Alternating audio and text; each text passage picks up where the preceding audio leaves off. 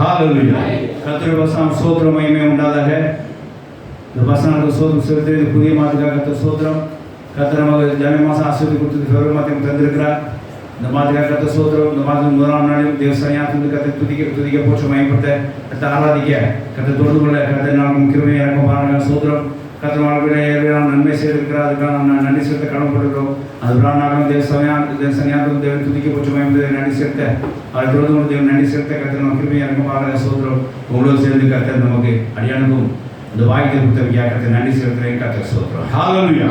இப்போ கையில் இருக்க வேதாந்தத்தை திறந்து சில வசனம் வாசித்து கர்த்தருக்கு வானவனை புசித்து நான் இன்னும் ஆவிக்குள் பலப்படுவோமாக. அருமையான சங்கீதக்காரன் இருந்த புஸ்தகம் 55ஆம் அதிகாரம் 22 ஒரு வாசிக்கலாம். சங்கீதம் 55:22 ஒரு சத்தமா வாசிக்கலாம். கர்த்தர் மேல் உன் பாரத்தை வைத்துவிடு, அவர் உன்னை ஆதரிப்பார். நீதிமானை ஒருபோதும் தள்ளாடப்பட மாட்டார். ஹalleluya. தேவனுடைய வசனம் ஸ்தோத்திரம் மகிமை உண்டாதாக. இங்கே சங்கீதக்காரன் அவரோட வேதனைகளே, அவரோட கஷ்டங்களே, அவருடைய இடுக்கண்களே அவர் காணப்பட்ட போது, தேவனோடு இணைந்திருக்கும் போது, ஒரு அனுபவத்தில் வந்திருக்கும் போது கர்த்தர் அவர் ஆதரித்தார். ஹalleluya. அந்த நீதிமான ஒரு நாளும் தள்ளாடப்படவில்லை. தாவீது தன்னுடைய பாரத்தெல்லாம் தேவனிடத்தில் செலுத்தினார். கர்த்தர் அவனை ஆதரித்தார். நீதிமான ஒருவரும் தள்ளாட ஒட்டார் என் வார்த்தையின் பிரகாரமாய் தாவீது நீதிமானை கர்த்தர் வழிநடத்தி வெற்றி சிறக்க பண்ணினார். இந்த காரியத்தை அவர் என்றும் தேவனுக்குள்ள இந்த பண்பினை கர்த்தர் ஆதரிப்பார் என்கிற பண்பினை என்றும் எல்லாரும் அறிந்து கொள்ளத்தக்கதாக ஆவியான துணையோடு தாவீது அருமையான பாட்டாக இந்த பாடலை பாடியிருக்கிறார். என்னென்று சொன்னால், கர்த்தர் மேல் உன் பாரத்தை வைத்துவிடு, அவர் உன்னை ஆதரிப்பார். நீதிமானை ஒரு நாள் தள்ளாட ஓட்டார். ஹalleluya.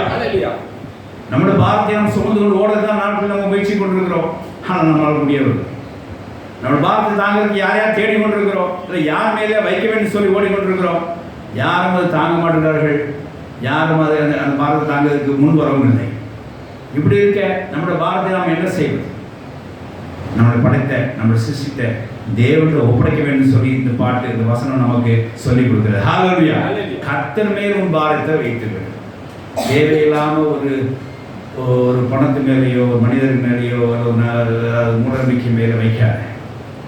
கர்த்தர் மேல் வைத்துவிடு. அவர் உன் சிருஷ்டிகர், அவர் உன் நாயகர், அவர் உன்னை படைத்தவர். அவர் மேல் வைத்துவிடு. அப்ப என்ன உண்டானா, அவர் உன்னை ஆதரிப்பார். ஹalleluya. He will encourage you. He will encourage us. God will encourage us in all instability status, in all anxiety, in all betrayals, in all troubles and struggles. எல்லா துன்பத்திலும், கஷ்டத்திலும், துரோகங்களிலும், பதற்றத்திலும் உங்கள் பாரத்தை எல்லாமே ஆற்ற வைத்து விடுங்க. தேவனுக்கு வைத்து விடுங்க. அவர் உங்களை ஆதரிப்பார். He will encourage us. அவர் ஒரு நாள் உங்களை தள்ளாட விட மாட்டார். நீதிமான ஒரு நாள் அவர் தள்ளாட விட மாட்டார். ஹalleluya.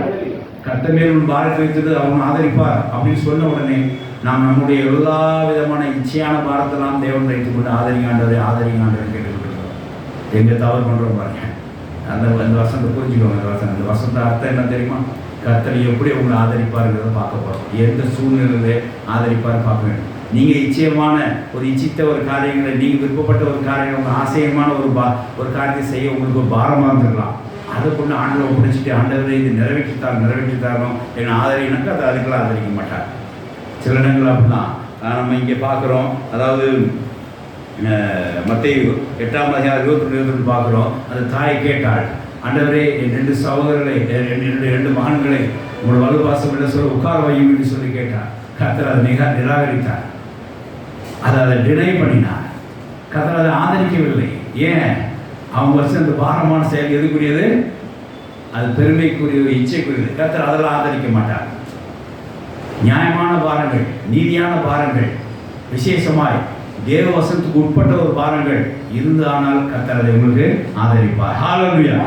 ஒருவன் எப்போதும் வசனத்துக்கு உட்படுத்த நினைக்கிறானோ அப்போ அவனுக்கு பாரங்கள் சூழ்ந்திருந்தானால் கர்த்தர் நிச்சயமாய் அந்த வசனம் நிறைவேற அந்த பாரத்தை இறக்கிவிட அவர் ஆதரிப்பார். ஹalleluya.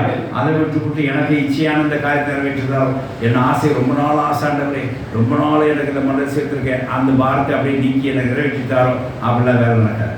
அதெல்லாம் யூ நாட் என்கரேஜ். நம்முடைய ஆசாபாசங்களுக்கெல்லாம் போய் அவர் வந்து உங்களுக்கு ஒருத்தர் ஆசை என்ன அப்படி கேட்டு அப்படின்னா அவர் ஆதரிக்க மாட்டார்.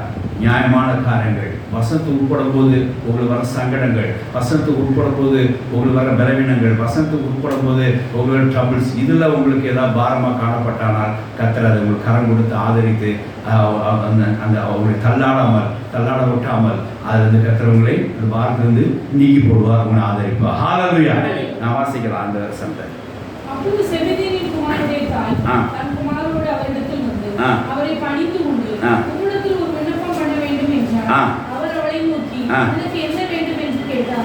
அதற்கு அவள், உம்முடைய ராஜ்யத்திலே என் குமாரராகிய இந்த 2 பேரில் ஒருவனை உமது வலது பாரசத்தில் ஒருவன் உமது இடது பாரசத்தில் உட்கார்ந்து கூடி அருள் செய்ய வேண்டும் என்றார். பாருங்க, கர்த்தருக்கு ஸ்தோத்திரம்.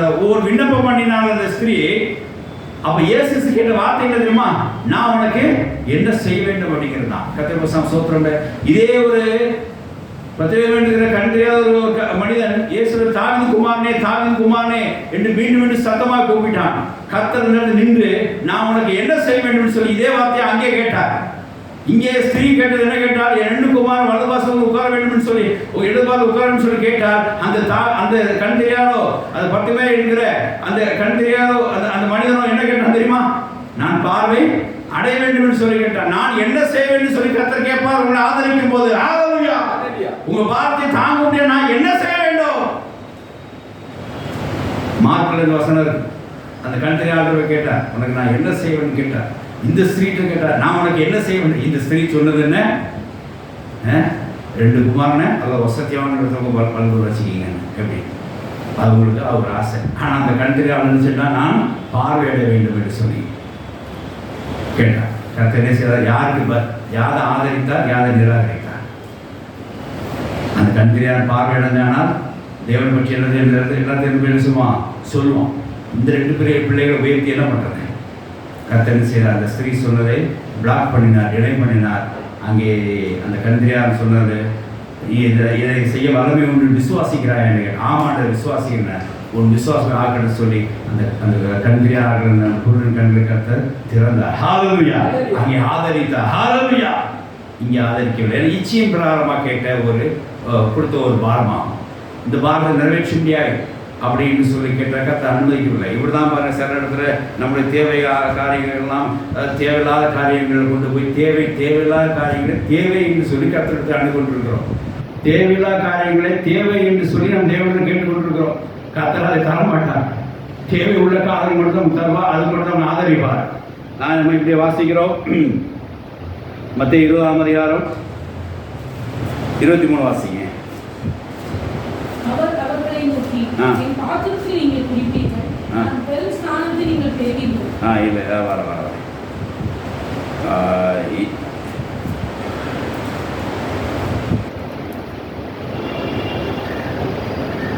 22, 23. மத்தேயு 22, 23.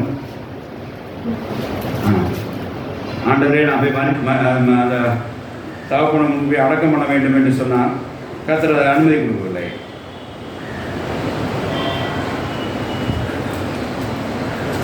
சொல்லிட்டேன். 8:22 கரெக்ட்.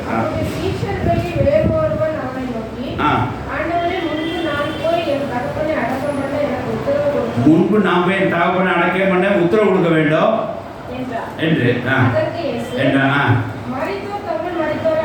மரித்தோர் தன் மரித்தோர் அடக்கம் பண்ணட்டும், என்ன பின்பற்றுவா. ஹல்லேலூயா. கர்த்தருக்கு ஸ்தோத்திரம். இந்த இடத்துல அங்கே அடக்கப்பட்டது தேவன் அனுமதி கொடுக்கவில்லை, அதை நிராகரித்தார். அங்கே ஆதரவு கொடுக்கவில்லை. அந்த பாரத்தை சுமக்க அங்கே வந்து அவர் மனதில்லை. ஏன்னா அந்த பாரம் நீ சுமக்க வேண்டிய பாரமே இல்லைன்றார். ஹல்லேலூயா. சில நேரத்தில் நம்ம தேவையில்லாத பாரத்தை சுமந்து கொண்டிருக்கிறோம். நான் வேலையில் யோசிப்பேன், திடீர்னு என் வேலையில் ஒரு ஹார்ட் ஒர்க் மாதிரி இருக்கணும். காலையில் எந்திக்கும் போது வேலையில் சுலபமாக தான் இருந்துச்சு. இப்போ ஹார்ட் ஒர்க் நான் தேவையில்லாத 2-3 காரியங்களை நான் உள்ளே அதனால் செஞ்சுருப்பேன். அதனால் நான் ரெகுலராக செய்ய வேண்டிய வேலையில் ஒரு பாரம் உண்டாயிடுச்சு. வெள்ளிக்கிழமை கூட சில நேரத்தில் அப்படி தான் ஒரு சம்பவத்தை போய் தலையிட்டேன். அது எனக்கு பாரமாக மாறிவிட்டு. தேவனுடைய வசனம் ஸ்தோத்திரம் இல்லாத தேவையில்லாத சில பாரத்தை வைத்து கொண்டு கர்த்தரை ஆதரியும்னு சொன்னால் கர்த்தர் ஆதரிக்க மாட்டார். தேவையுள்ள பாரங்கள் இருந்தால் கர்த்தர் ஆதரிப்பார். ஹல்லேலூயா. யோசித்து பாருங்க, வாழ்க்கையில் தேவையுள்ள சில காரியங்கள் கர்த்தருக்கு கிடைக்கல அப்படின்னா அது அந்த பாரதம் ஆண்டு ஒப்படைச்சு கிடைக்கலன்னா என்ன அர்த்தம்? அது தேவையில்லாத பாரம். நமக்கு இப்போ கார் தேவையில்லை, ஆனால் கார் வேணும்னு ஆண்டவரே அப்படின்னு சொல்லி ஒரு காரை வாங்கி கடனை வாங்கி அப்புறம் அந்த டியூ கட்டுற ஆதரி ஆண்டவரே ஒன்றாந்தேதி குட்டி ஜோம் பண்ணுற ஒரு யோசனை கர்த்தர் சொன்னாதான் அந்த பாரம் நீங்கும். கர்த்தர் சொல்லி தான் நீங்கள் பாரத்தை உண்டாக்கிக்க வேண்டும். ஆனால் நீங்கள் என்ன செஞ்சுருக்கீங்க? உங்கள் நிச்சயம் பிரகாரம் பாரத்தை உண்டாக்கிட்டீங்கன்னா வராது. 7 வருஷம் சோத்திரம் தான் ரொம்ப கேர்ஃபுல்லாக இருக்கணும் வாழ்க்கையிலே. நம்மளுடைய காரியங்களை நிறைவேற்ற விஷயத்தில் நான் இது சரியான பாரம் தானா, நம் சிறுவையை நம்ம தூக்கி கொண்டு போகிறோமா, இன்னொரு சிறுவையை கொண்டு மேலே வைத்து கொண்டு அது பாரம்னு சொல்லி தேவன் கொடுத்தா கிடைக்காது. தன்னுடைய பாரத்தை நம்ம சொல்லணும். நம்ம சிறுவையின் பாரத்தை நம்ம சுமக்க வேண்டும். இப்போ மாமனாரோட பாரத்தை சுமந்து கொண்டு தன் சிறுவையை கொண்டு போனால் வேறு நடக்காது. தன்னோட மாமியார் பாரத்தை சுமந்து கொண்டு தன் சிறுவை ஒத்து வராது. சிலது தகப்பன் பாரத்தை நம்ம சுமந்து கொண்டு அவங்கவுங்க பாரத்தை அவங்க தான் சுமக்க வேண்டும். அவங்களுடைய சிறுவை அவங்க தான் சுமந்து கொண்டு போக வேண்டும். அப்படி இருக்க அப்போ இந்த பாரத்தை நம்ம சுமக்க முடியல, தேவனிடத்தை நீங்கள் ஒப்படைக்க வேண்டும். ஒரு மனிதன் நம்மளால் பாரத்தை சுமக்கணும்னா சிலர் என்ன பண்ணுவாங்க, நைஸாக அந்த சிலுவை பாரத்தை மற்றவர்கள் ஒதுக்கி விட்டு கர்த்தர் விடுதலை கொடுத்தாருப்பாங்க. அது விடுதலையா? இன்னொரு மேலே பாரத்தை வச்சுக்கிட்டு விடுதலை கொடுத்தாருங்கிறாங்க.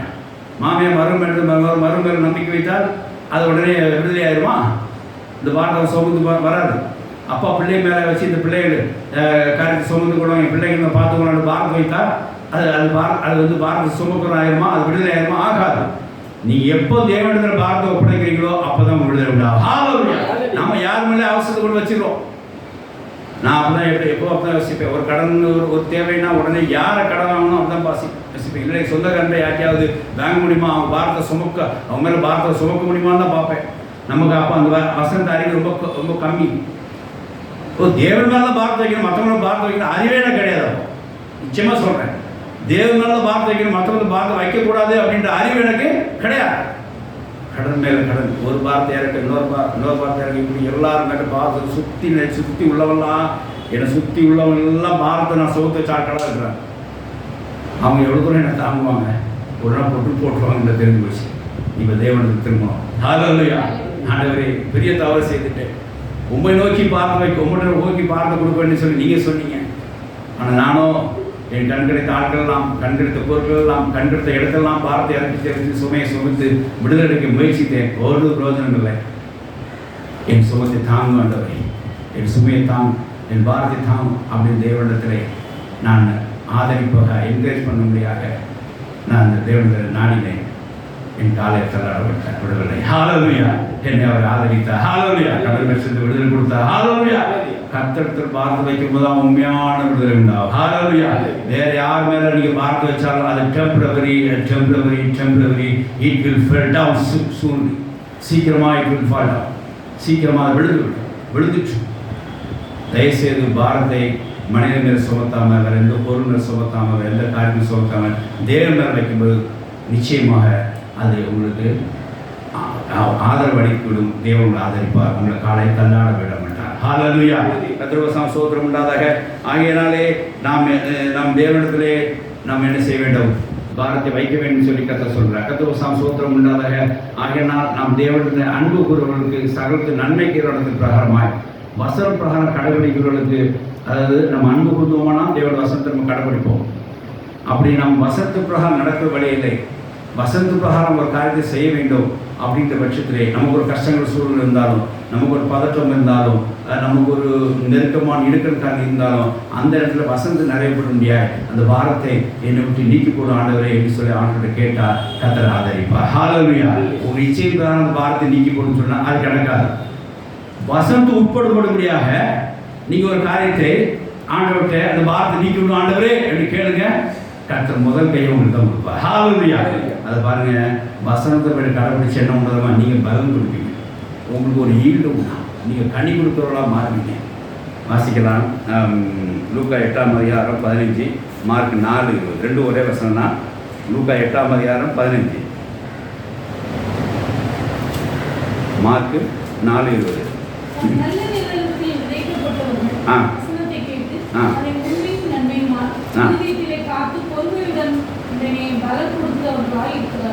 வசனத்தை காத்து கொடுக்குற உண்மை நன்மையாய் பலன் கொடுக்குறோம். என்ன செய்வாங்க? அதை வசந்த காத்துக்கொள்வதற்கு உண்டாகிற பாரத்தில் கர்த்தர் செய்வார், ஆதரிப்பார். நீ என்ன சூழ்நிலை இருந்தாலும் சரி, அந்த இடத்துல வசந்த காக்க முடியலையே, அப்படி அது உங்களுக்கு பெரிய பாரமாக இருக்கும். அந்த சூழ்நிலை வசந்த காத்தா அந்த பாரம் சரியா போயிடும். ஆனால் வசந்த காக்க முடியலையே அப்படின்னா தேவன் வசந்த காத்து கொள்ள முடியாது, அந்த வசனமாக கொடுக்குற பலன் கொடுக்க முடியாது, உங்களுக்கு ஆதரவு கொடுப்பார், உங்க காலை தராட வர மாட்டார்.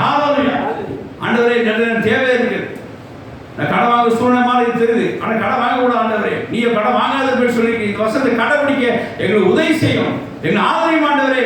இந்த பாரத்தை இந்த தேவையை சந்திக்க, இந்த பாரத்தை சந்திக்க எங்களுக்கு உதவி செய்யும் கேட்டு பாருங்க. ஓ கடன் வாங்காத இருப்பாய் அப்படி சொல்லுவாங்க, கடைபிடிக்கிறதுக்காக நீ என்ன கேட்கிறாயா, அப்போ உனக்கு தேவை சந்திக்க கிருபை செய்யும், உங்களை ஆதரிப்பா. அதை விட்டு கொஞ்சம் வண்டியில் இடம் கம்மியாக இருக்குது ஆண்டவரே, ஒரு கார் வைக்கிறதுன்னு வசதியாக இருக்கும், அதோட ஃப்ளைட் இன்னும் வசதியாக இருக்கும். நீ போயிட்ட காரை போய் கேட்கணும், ஃப்ளைட்டை கேடு, இல்லை தனியாக போனால் மின்னோருக்கு போயிட்டு ராக்கெட் வந்தால் கேடு, என்ன அந்த மாதிரி எல்லாம் கேட்குறாங்க. வசதிக்காக கேட்டுக்கொண்டிருக்கிறோம் தேவனுக்கு, வசதிக்காக கேட்காங்க, வசனம் நிறைவேற முடியாது கேளுங்க. ஹல்லேலூயா. தேவன் நமக்கு ஆதரிக்கிற காரியம் என்னவா இருக்கும் அப்படின்னா, வசனம் நிறைவேறும் மாதிரி நீங்கள் எதை கேட்டாலும் எந்த சூழல் இருந்தாலும் கர்த்தர் அதில் என்ன செய்வார், விடுதலை கொடுப்பார். அதாவது இங்கிலீஷில் வசனம் எப்படி தெரியுமா, God will sustain you என்று சொல்லி போடப்பட்டிருக்கு. கர்த்தர் உங்களை நிலைநிறுத்துவார் என்று சொல்லி போடப்பட்டிருக்கு. எல்லா ட்ரபிள்ஸ்லையும், எல்லா பெட்ரைல்ஸ்லையும், எல்லா ஆங்ஸைட்டிலையும் கர்த்தர் உங்களை நிலைநிறுத்துவார். God will sustain you. அதுக்கு அவர் கரம் கொடுத்து உங்களை ஆதரிப்பார். He will encourage us என்று சொல்லி இங்கிலீஷில் போடப்பட்டிருக்கு. கர்த்தருக்கு ஸ்தோத்திரம் உண்டாதாக. தேவன் அதுக்கு தான் கை கொடுப்பார், அதுக்கு தான் கரம் கொடுப்பார், அதுக்கு தான் ஆதரிப்பார். வசனத்து உட்பட்டு நடக்கிறவர்களுக்கு கனி கொடுக்க முடியாத, வசனத்து உட்பட்டு நடந்து கனி கொடுக்க பலன் கொடுக்க இருக்கும்போது உங்கள் காரியங்கள் அந்த சூழ்நிலையில் ஒரு பாரமாக இடுக்கிற சூழ்நிலை இருந்தீங்கன்னா, ஒரு நெருக்கமான சூழ்நிலை, ஒரு பதட்டமான சூழ்நிலை இருந்தீங்கன்னா, அந்த இடத்துல கனி கொடுக்கத்தக்கதாய் கர்த்தர் உங்களை ஆதரிப்பார். ஹல்லேலூயா. God will sustain you. அதாவது இந்த வசனம் என்ன தெரியுமா, இதில் பண்பு என்ன பண்பு, தாவீதுக்கு இருக்க பண்பு அப்படின்னா, கடவுள் நம்மளை ஆதரிப்பார். ஹல்லேலூயா. தேவன் நம்மளை ஆதரிப்பார், கர்த்தர் நம்மளை ஆதரிப்பார். அது அர்த்தம் என்ன தெரியுமா, God will encourage us. இன்னும் சொல்ல போனா ஒரே வேறு சொன்னா, ஆதரிக்கிற தேவன் நம் தேவன். ஹல்லேலூயா. நம்மளை ஆதரிக்கிற தேவன் நம் தேவன். இப்போ 300 நம்ம எதை பார்த்துட்டு இருக்கோம்னா, எதை ஆதரிப்பார் என்று சொல்லி பார்க்கிறோம். ஒரு இச்சையான பாரமா, வசனம் நிறைவேறக்கூடிய பாரமா, அது ரெண்டு விளக்கம் தான் சொல்லிட்டு இருக்கேன். இச்சையான பாரத்தை ஆதரிக்க மாட்டார் தேவன். வசனம் நிறைவேற முடியாது, கனி கொடுக்க முடியாது உள்ள ஒரு பாரமாக இருந்தால் கர்த்தர் செய்வார். அந்த சூழ்நிலை இது காத்து கொண்டதாய் அதை உங்களுக்கு நிறைவேற்றுவார். அதே மாதிரி 4 வாசிக்கலாம். எல்லா காரியத்தையும் நீ கர்த்தர் ஆதரிப்பான்னு சொல்லி நீங்கள் தப்பான காரியத்தை செஞ்சு விடக்கூடாது. அந்த வார்த்தை கர்த்தர் தாங்க மாட்டார். நியாயமான காரியம், வசனம் நிறைவேற முடியாது, வசனம் கனி கொடுக்க முடியாது, ஏதாவது ஒரு காரியம் காணப்பட்டால், ஒரு பாரம் காணப்பட்டால் கர்த்தர் அதை ஆதரிப்பார். அதை அவரை ஒப்பிட்டு அதை ஆதரிப்பார். உங்கள் காலை தள்ளாட விட மாட்டார். 4:20 ஏற்றுக்கொண்டு வசனத்தை கேட்டு ஏற்றுக்கொண்டு 1:30 60 100 பலன் கொடுக்கிறார்கள். இவர்களே நல்ல இடத்திலே விதைக்கப்பட்டார்கள். தேவனுக்கு ஸ்தோத்திரம் உண்டாக. ஒரு நல்ல இடத்துல விதைக்கப்பட்ட வசனம் கனி கொடுக்க வேண்டி சொல்லி இருந்துன்னா, அந்த சூழ்நிலை உலக மயக்கம், ஐஸ்வர்ய மயக்கம், சில இடுக்கண்கள் காணப்பட்டால் அந்த பாரத்தை கர்த்தர் நீக்கி போட்டு உங்களை என்ன செய்வார், கனி கொடுக்க செய்வார். ஹல்லேலூயா. அதான் முக்கியம். அப்போ கர்த்தர் எதை ஆதரிப்பார், வசனம் நிறைவேறும்படியாக, கனி கொடுக்க முடியாக ஏதாவது பாரம் காணப்பட்டுச்சுன்னா கர்த்தர் அதை நிறைவேற்றுவார், ஆதரிப்பார். He will sustain us. He will encourage us. உங்கள் காலை அவர் தளர மாட்டார். அதை விட்டு இச்சையான பாரம், ஆண்டவரே முதல்ல அந்த வேலையை செஞ்சு விட்டுமா அப்படின்னு கேட்டார். அதெல்லாம் முடியாது அப்படின்ட்டார். சீட்டு அடுத்த கேட்டார், ஸ்ரீனா அவனுக்கு என்ன செய்யணும், ஆஹா இதை சாப்பிட்டு போக அப்படின்னு. நம்மளாம் ஆண்டவர் என்ன செய்ய கேட்டால் என்ன சொல்லுவான், பெரிய லிஸ்ட்டே இருக்கும். காலை சாப்பாடுலேருந்து சுகமாக தூங்குற வரைக்கும் பெரிய லிஸ்ட்டே நம்ம ஒரு நான் உனக்கு என்ன செய்ய வேண்டும் அப்படின்னு வார்த்தை கேட்டாலே அவ்வளோதான். இருக்கிற எல்லா விதமான இச்சிதமான காரியங்கள், எல்லா விதமான உச்சிதமான காரியங்கள். நம்ம பிரச்சனையே இந்த இச்சிதமும் உச்சிதம் தான். உயர்ந்தது இல்லைன்னா அசிங்கமான பாவமான இச்சை, அவ்வளோதான். இந்த 2 இச்சிதமான உச்சிதமான 2 காரியங்கள் கேட்டு நம்ம ரொம்ப சிறந்து தேவனையும் அசிங்கத்தை சூழ்நிலை கொண்டு விட்டுறோம். அதை கேட்குறேன், வசனம் நிறைவேறதுக்கு உனக்கு என்னெல்லாம் எழுந்துடாச்சு, இதெல்லாம் பாரமாச்சு, இதெல்லாம் சிக்கலாக இருந்துச்சு, எதெல்லாம் உனக்கு துரோகமாக இருந்துச்சு, எதெல்லாம் உனக்கு ஆங்ஸைட்டி பதட்டமாக இருந்துச்சு, அதை பாரு. இப்போ நான் கை கொடுக்குறேன், வசனம் உதவி சார், அதுதான் கற்று சொன்னேன். அதுக்கு நான் ஒரு 2 காரியம் காமிச்சேன். அந்த மனிதர் கேட்டால் சீடன் ஆகிட்டானா என்னன்னா கேட்கணும்னு கேட்குறாரு. உடனே ஆண்டவரே முன்பு போய் தகப்பன நீ அடக்கம் பண்ண வேண்டாம் அப்படின்ற ஒரு முடிஞ்சிச்சு. என் தேவனுக்கு வசனம் சோதரோட தேவையெல்லாம் வார்த்தையும் வச்சுக்காது அப்படின்னு சொல்லிட்டு அந்த இடத்துல ஸ்ரீ உனக்கு ரொம்ப ஆசையாக இருக்குது, ஒரு 2 பசங்களை கொண்டு அது பிதாவின் திருவுளத்தில் உள்ளது என்ன, அதை நான் இப்போ நான் டிக்ளேர் பண்ண முடியாது அப்படின்னு கத்துறாங்க. சொல்லிட்டா அந்த அந்த அந்த விண்ணப்பம் நிராகரிக்கப்பட்டது. தேவனுக்கு வசனம் சோதரம்ன்றதாக ஆகையினாலே கர்த்தர் ஆதரிக்கும் எண்ணத்தை பார்க்கிறோம். உண்மையான காரியம், நியாயமான காரியம், விசேஷமாய் வசனத்தை நடப்பட்டு வசனத்தை நடத்துக்கு உட்பட்டு கனி கொடுக்குற காரியத்தில் ஏதாவது பாரதம் பண்ணால் அவன் மேலே வைத்து விடுங்க. நிச்சயமாக கர்த்தவங்களை ஆதரிப்பார்கள், நாளை தள்ளாட மாட்டார். ஹல்லேலூயா. தேவனுடைய வசனம் சோதரம் உண்டாதாக.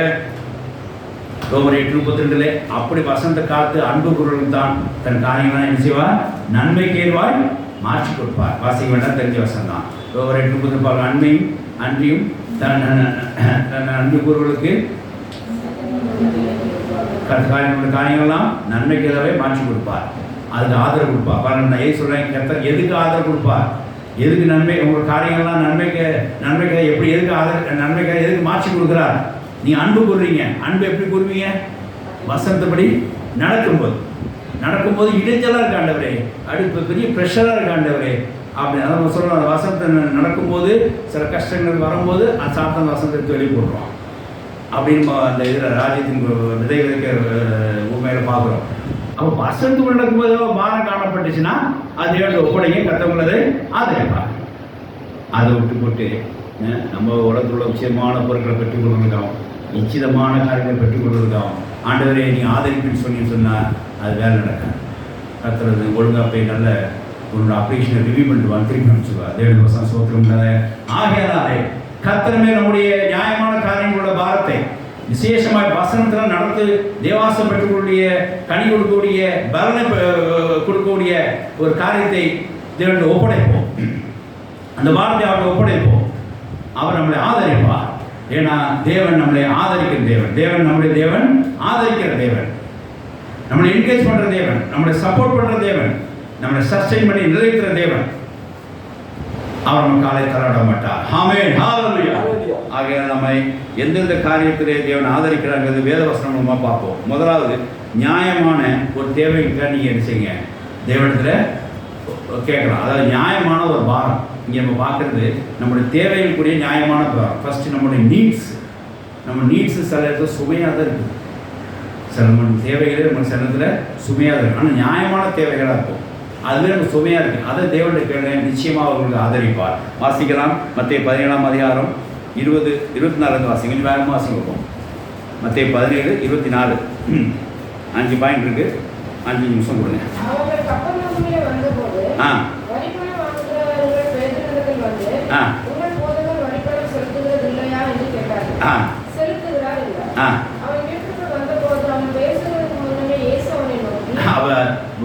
அவன் பாரத சுமக்க வரான்னு எதுக்கு தெரிஞ்சு போச்சு. அவன் நேரம் எதுக்கு பார்க்க வரான், செலுத்துக்கிறான்னு சொல்லிட்டு செலுத்துக்கிறான்னு இவர் சொல்லிட்டு நேரம் எங்கே போனான், அப்பாட்டு வேற எங்கேயோ போகலாம்ல, ஏசு சொல்லிட்டு பார்க்க வந்தாயா, செலுத்தான்னு சொல்லிட்டாண்டவரே, காப்பாற்றாண்டவரே, பாரமாக இருக்கு அப்படின்னு வந்தான். ஏசு முன்னமே தெரியும். அவர்தான் சொன்னால பிதாவிடத்திலே உன் தேவன் இன்னும் இருந்தவர், மத்திய 6 சொல்லுங்க, உன் தேவன் இன்னும் இருந்தவர் முன்னமே அறிந்திருக்கிறார். இவன் முன்னமே அறிஞ்ச பேர் பார்த்து சுமக்க வாரான், அவங்களுக்கு டேக்ஸ் கேட்ட ரைட் பண்ணிட்டானுங்க, இவன் நம்ம தேடி தான் வாரான், பணத்துக்கு எங்கேயாவது வாரான், தெரிஞ்சு போச்சு. உடனே கர்த்தர் என்ன சொன்னா, நீ முதலாவது நீ கடலுக்குள்ளே போய், ஏன் பேதுருவை கடலுக்கு போக சொன்னார், ஏன் பேதுருவை கடலுக்கு போக சொன்னார், நீ கடலில் போய் முதலாவது மீனில் வாயை திறந்து வெளிப்படத்தை எடுத்து உனக்கும் கூட எனக்கு சேர்த்து கூடன்னு சொன்னார். ஏன் கடலுக்கு போக சொன்னார், அவனோட ப்ரொஃபஷனல் இது. அவன் போய் அங்கே போய் அதை பழம் வச்சு சம்பாதிக்க முடியாது. என்ன அவனுக்கு வேலை மீன் பிடிக்கலாம் வேலை. அவன் ப்ரொஃபஷனலாக கத்தவனு செய்கிறார். அவனுக்கு அந்த ஆதரிப்பு உண்டாது. உங்கள் தேவையை சந்திக்க கத்தரவங்க கொடுத்த ப்ரொஃபஷனல் வேலையை ஆஸ்வதித்து அதையே அதிலிருந்தே சந்திக்க முடியாது. அவங்களை ஆதரிப்பா. தனியாக நீங்கள் அப்படியே எல்லாம் அள்ளி கொடுக்கணும்னு நினைக்காதீங்க. உங்கள் கையில் பேசுறது ஆசிர்வாயா. பேதருக்கு போய் மீனை நல்லா பிடிப்பில்ல, முதல்ல ஒரு மீனை மட்டும் கரெக்டாக பிடி. என்ன 10 மீனை பிடிச்சி தேவை ஆசைப்பட்டு செலவுனா ஒரு மீனில் வெள்ளி பணம், அடுத்த தங்கமாக இருக்கணும், அடுத்த மீன் பிடிக்கும். அதெல்லாம் வேற இஸ்ரேல் ஜனங்கள் பண்ண மாதிரி 2 பண்ணால் எடுத்துக்கிட்டால் நமக்கு டபுள் பெனிஃபிட்டு, டபுள் டமக்கு ஆஃபர். அந்த வேலைலாம் நடக்காது. முதல்ல வர மீனை பிடிச்ச ஓடிங்க, அடுத்த மீன் பிடிக்காத, அதை பிடிச்சா கடிச்சு கொடுங்க மீன். ஆனால் மீன் தான் உனக்கு ஆசீர்வாதத்தை தர்ற மீன். தேவவசம் சோத்திரம் இல்லாத அந்த மீனை கண்டுபிடிச்சிருச்சு வாழ்க்கையிலே நீ அந்த ஒரு ப்ரொஃபஷனல் வேலையை காட்டு, ஒரு ப்ரொஃபஷனல் நான் ஆசீர்வதிக்கிறேன் அப்படின்னு சொன்னார். அதேமாதிரி பேர் செய்தார். அந்த வெள்ளி பணத்தை எடுத்து இயேசுக்காகவும் அவனுக்காகவும் கொடுத்தார். ஹல்லேலூயா. பாருங்க, இங்கே ஒரு முக்கியமான அத்தியாவசியமான தேவைகள் தான். கவர்மெண்ட் டேக்ஸ் கட்டுறது அத்தியாவசியமான தேவைகள் தான். ஆனால் கையில் பணம் கிடையாது. இப்போ மீன் பிடிக்கிற காலம் இல்லை. மீன் பிடிச்சா மீன் பிடிச்சா கையில் கொடுத்துருவா பேர். அப்போ என்ன செய்வார்? நீ போ, கடலில் ஒரு மீன் வருகிறார், அந்த மீன் ஒரு வெள்ளி பணம் இருக்குன்ற அதை எடுத்து கொடுக்குறார். நம்மளோட தொழிலே அது ஆசீர்வாதம் இருக்கா? நம்ம தொழிலே ஆதரிக்கிறார். இது என்ன தெரியும்னா, கர்த்தர் நம்மளோட தொழிலை ஆதரித்து, கர்த்தர் நம்மளோட கையில் ஆசீர்வதித்து, நம்மளோட தேவை சந்திக்க கர்த்தர் நம்மளை ஆதரிப்பார். நம்ம காலை தள்ளாட வர மாட்டார். ஹல்லேலூயா. இந்த மாதத்திலே கர்த்தர் கையில் ஆசீர்வதித்து உங்களுடைய தேவைகளை மேக்சிமம் தேவைகளை கர்த்தர் சந்திச்சிருவார். ஹல்லேலூயா. மேக்சிமம் எல்லா தேவையும் தேவை சந்திப்பார். அந்த தேவை சந்திக்கவங்களை ஆதரிப்பார். உன் கையின் பிரயாசத்திலேயே உண்டு. கடன் வாங்கி சொல்ல நல்லா புரிஞ்சுக்கணும். நான் மட்டும் யோசித்து பார்த்தேன். ஒருவேளை சரி நீ போய் அவர்கிட்ட போய் மத்தையிட்ட போய் 2 காசு வாங்கி கொடுத்துறியா, அப்புறம் அடைக்கலாம் அப்படின்னு சொல்லலை. உன் தொழில் ஆரம்பம் ஆசீர்வதித்து உன் தொழில் எடுத்து அதை கொடு அப்படின்னா. சரி, இப்போ இந்த ஆதரிக்க என்ன தெரியுமா? இப்போ இந்த கர்த்தரை ஆதரிக்கிறதுக்கு நம்ம பாண்டியாவே ஒரு முன்னோர்களை பார்த்துட்டோம். என்ன பார்த்தோம்? வசனம் நிறைவேற மாதிரியா இருந்தால் கர்த்தர்களை ஆதரிப்பார். அப்படிதானே? இது என்ன வசனம் நிறைவேற நினைக்கிறீங்க? அது கீழ்ப்படுதல். வசனம் ஒன்று இருக்கும் தானே, அதை ஃபாலோ பண்ணுறது.